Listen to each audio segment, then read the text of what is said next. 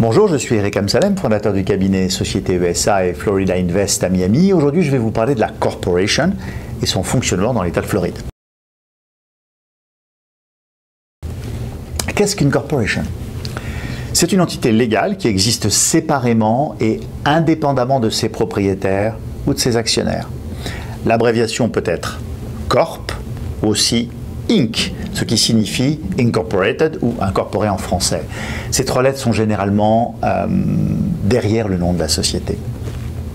Une corporation, contrairement à la sole proprietorship, entreprise individuelle, ou la partnership, société de personnes, peut continuer d'exister indéfiniment en dépit de la mort ou du retrait d'un des actionnaires.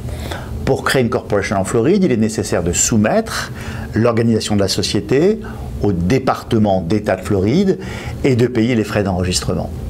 Contrairement à la partnership, la corporation est une structure permettant de limiter la responsabilité de tous les associés et de ses dirigeants jusqu'à ses investisseurs les plus passifs. Ils n'auront pas leur responsabilité engagée envers les dettes et obligations de la société. Les actionnaires de la corporation ne sont en principe responsables des plaintes à l'encontre de la corporation qu'à concurrence de leurs investissements dans celle-ci.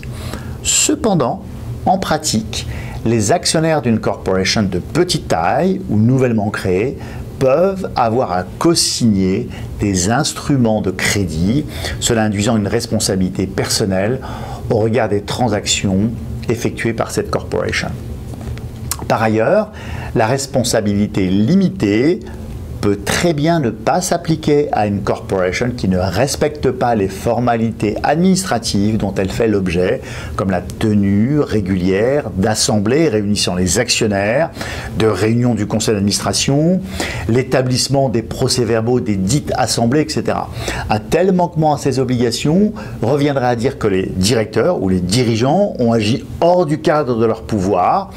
Un tiers, un créancier, pourra alors poursuivre personnellement les directeurs, représentants et actionnaires de la personne morale.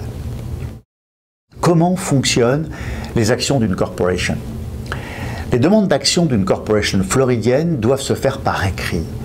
Une corporation peut émettre des actions en échange de ses services passés ou futurs et d'éléments corporels ou incorporels.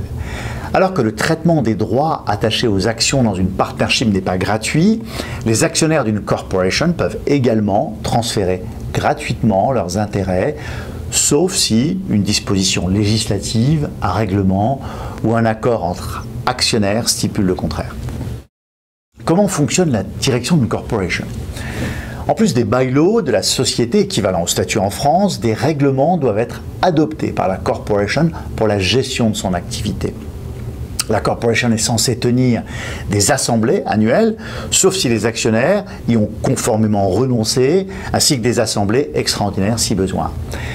Les résolutions adoptées dans les assemblées ordinaires de la corporation doivent être entérinées dans des procès-verbaux d'assemblée, enregistrés sous forme d'actes authentiques par les responsables ou dirigeants compétents et deviennent alors obligatoires pour les dirigeants, les responsables et les actionnaires de la corporation. En Floride, une corporation est généralement dirigée par un conseil d'administration pour les petites corporations qui peuvent être dirigées directement par leurs actionnaires et dirigeants sur accord écrit des actionnaires. Les actionnaires de la corporation élisent les directeurs, les dirigeants sont ensuite désignés par le conseil d'administration et restent à cette fonction jusqu'à leur destitution par ce même conseil. Comment sont imposées les corporations?